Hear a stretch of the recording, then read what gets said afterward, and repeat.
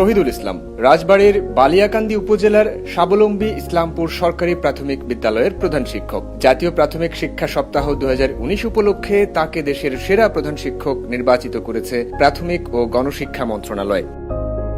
তার স্কুলেই বাংলাদেশের বহুল আলোচিত ও চর্চিত সততা স্টোর নামের বিক্রেতাহীন দোকান প্রথম চালু হয়। এখন বাংলাদেশের অনেক স্কুল সহ বিভিন্ন জায়গাতেই এই সততা স্টোর দেখতে পাওয়া যায়। প্রাথমিক ও গণশিক্ষা মন্ত্রণালয় তার এই কার্যক্রমকে জাতীয় রোল মডেল হিসেবে ঘোষণা করে। ছোট শিশুদের মন ও মগজে সততার চর্চার প্রাথমিক বীজ বপন করে তিনি স্থাপন করেছেন এক উজ্জ্বল দৃষ্টান্ত।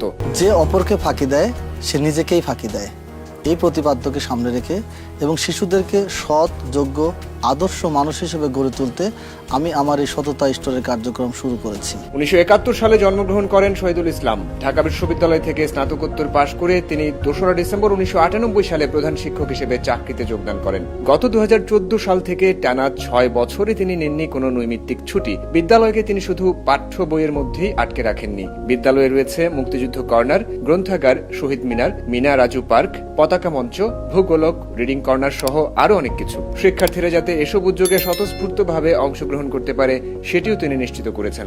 স্কুলের উন্নয়নের জন্য তিনি নিজের বেতনের অংশ ভাগ দিয়ে দেন মাঝে মধ্যে। এছাড়াও শিক্ষার্থীদের পড়াশোনার জন্য নৈশকালীন বিদ্যালয় চালু করেছেন। এসব কাজের স্বীকৃতি হিসেবেই তিনি পেয়েছেন জাতীয়ভাবে সেরা প্রধান শিক্ষকের পুরস্কার। শিশুদের সুস্থ ও সুন্দর মানসিকতায় গড়ে তুলতে পিতামাতার পরে শিক্ষকের স্থান। একজন শিক্ষক যেমন মানুষ গড়ার হাতিয়ার, ঠিক তেমনি চাইলে পরিবর্তন করতে পারে পুরো সমাজ, যার উজ্জ্বল দৃষ্টান্ত শহীদুল হক।